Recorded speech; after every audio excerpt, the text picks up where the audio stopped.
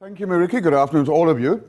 As you can see, the topic is a rather unfortunate one. It's unfortunate we have to be talking about recessions in the 21st century, but something we cannot avoid. What's happening now? What might happen in the future? Are there any new rules emerging from all of this? Any new paradigms? Any new imperatives? And to try to answer this question, we're going to go through it systematically, taking a brief look at what I've called here the anatomy of a crisis.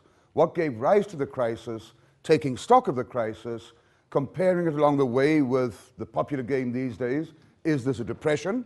And then, of course, very bravely trying to take a look at the short-term prospects. After that, I think it's important that we look beyond the cycle, look beyond the recession, look over the next 5 or even more years, and to figure out whether there are any lessons to be learned from all of this. Will this, for instance, change the way that the 6.8 billion consumers and people think about economics? And I'm going to indulge for a couple of minutes in a little bit of economic thought, history of economic thought. Is this going to change the way we think about, as economists, about macroeconomic theory? And then looking at South Africa, how we're being affected, and then finally some concluding remarks. So, first things first. If the question is, how do you engineer a major economic recession? The first answer is you start with a financial meltdown. And this has its roots, actually not as many people think, only 2 or 3 years ago. The roots to this financial meltdown can actually be found going back 10, maybe even 15 years. But this is one way of looking at it. The yellow line there shows you the foreign exchange reserves of the advanced economies, the developed world. Now, as you can see, in round about 2001, those reserves amounted to $800 billion. Not surprisingly, they grew, and they grew to reach round about $2.5 billion early on this year. But if we superimpose upon that the reserves of the developing world, which includes, of course, China, then back in 2001, their reserves were only 2/3 of the value of the developed world. Now, their reserves are 2/3 higher, as we've seen this rapid growth in the developing world's reserves, from basically 500 billion all the way up to over $4 trillion. Now, that imbalance, as we'll see over the next few minutes, resulted essentially in a massive flow of liquidity from the developing to the developed world. But now, in trying to engineer this financial crisis, another key ingredient, and this is from an American point of view, is you keep interest rates as low as possible and arguably for too long. In the aftermath of 9/11, we found that interest rates in the USA fell rather significantly, probably partly to restore the lost confidence and psyche of Americans who'd lost a great deal of faith in the system given the unexpected attack on the Twin Trade Towers. So interest rates were lowered. Of course, that was aided and abetted by the fact, thinking back to the previous slide, that we had a massive liquidity on this planet. Nothing wrong with that. But now, with the very clever wisdom of hindsight, maybe we should be saying they stayed too low for just a tad too long before people like Dr. Alan Greenspan decided to start raising them. Why am I making this point? Because, of course, the combination of lots of liquidity, which was rather cheap, meant that American consumers, and not only America, were allowed to, and indeed seize the opportunity to start accumulating as much debt as possible. And so we saw last year and the year before that American household debt was around about 130% of disposable income. So roughly speaking, for every $100 being earned, they owed $130. In Britain, this figure was approaching 170%, by the way. So now we add to the recipe another ingredient, and that is, I'm not always sure how to put this politely, but some very imaginative, creative financing methods and techniques employed by various banks all over the world, derivatives, and breaking up and sort of spreading the joy of risk, etc., etc. We had the subprime market was identified as a possible borrower. Subprime market, if you like, the ninjas, those households with no income, no job, and no assets, they were discovered. They started borrowing money. So household debt rose. In fact, all kinds of debt rose. throughout the American economy. Don't worry about the detail, just look at the trend. It's all kinds of debt, including household debt, including government debt, including foreign debt. And so at the moment, America owes over $50 trillion. $50 trillion, that is about 3.5 times bigger than the size of their entire economy. This debt, or large chunks of it, are being financed, and I use that word deliberately. I know it's politically incorrect, but I think the message is far more effective to say that the third world is lending money to the first world. It's perverse. It should be the other way around. China alone accounts for about 24% of loans to the American government. Japan, 20%, but that's the key point. China, the third world in inverted commas, is bailing out, as it were, debt in the USA, as this cartoon, I think, says very nicely. That cartoon, which shows us, well, China's good at manufacturing, and India's good at software design, and America is good at borrowing money. This ninja possibly wants to take out a third mortgage on his house to buy more stuff. And the response is, by the loan officer, I'll have to ask China or India for the money.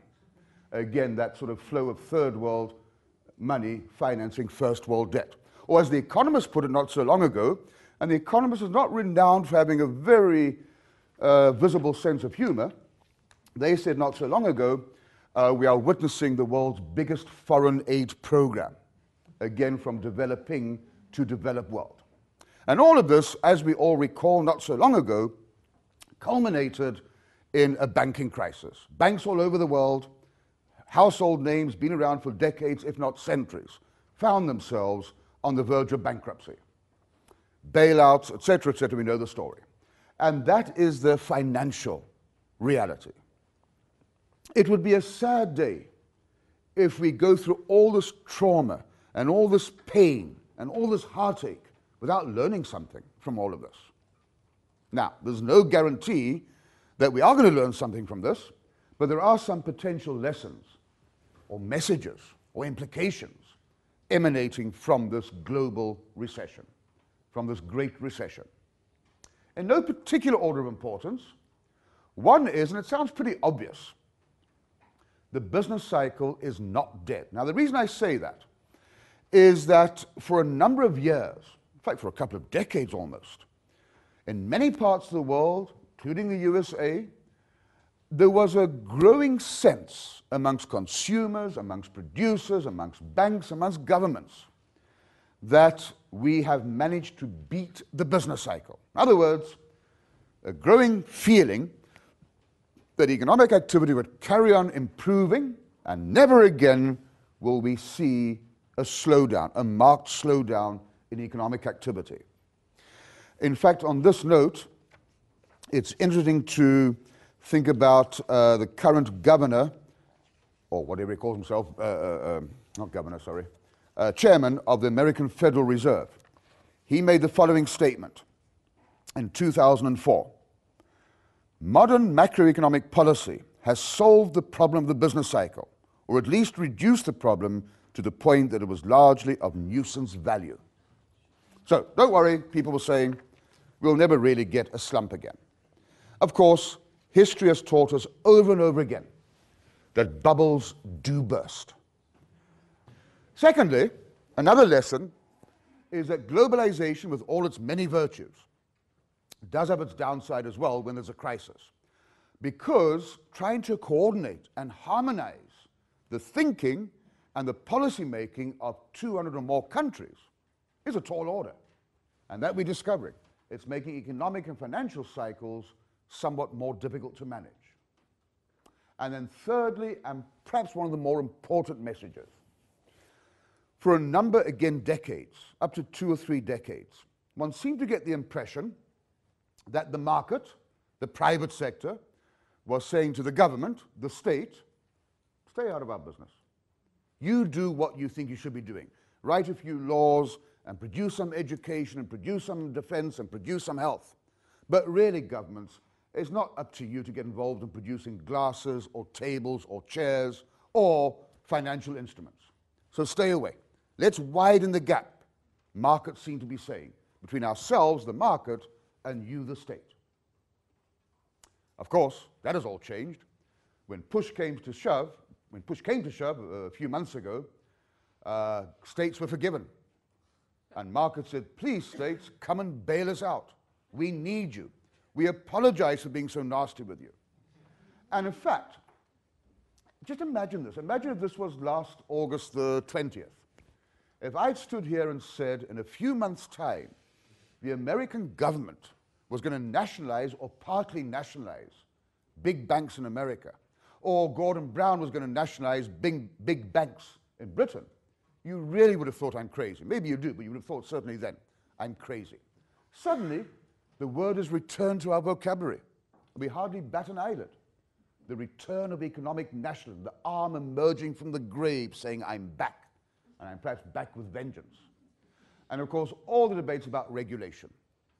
Was the financial sector in America unregulated, underregulated, six of one, half dozen of the other, but either way we can expect to see far more significant regulation, specifically or especially of the financial sector in the months and years that lie ahead. So, quick summary. The most severe economic downturn for 80 years is showing tentative signs of abating. But it'll be a modest recovery, somewhat sluggish. We are perhaps going to see, looking beyond that, a drift towards state capitalism.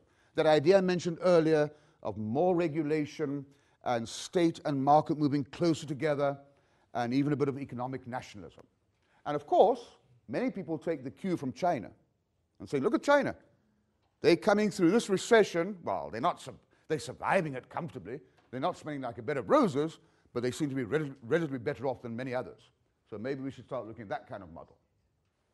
And talking about Asia, expected to exert an ever-expanding influence on business, including, of course, Africa. Hopefully, I've spoken about the realization that sustainability issues will no longer simply be seen as a whimsical talk shop kind of affair. And we really need to start taking note of that. In South Africa, the recession is highlighting some smoldering structural constraints. And then finally, the message is that development, reducing poverty, etc., involves a decades-long commitment, not just a couple of years. It requires a trade-off between the present and the future, that idea of savings versus consumption. One of the reasons for China's success, not the only one, has been their willingness to postpone consumption. Having said all of this, I was deliberately blurred to show the crystal ball is, at the best of times, very blurred. Thank you. Good luck with or enjoy the rest of the course, and I shall see you again later. Thank you.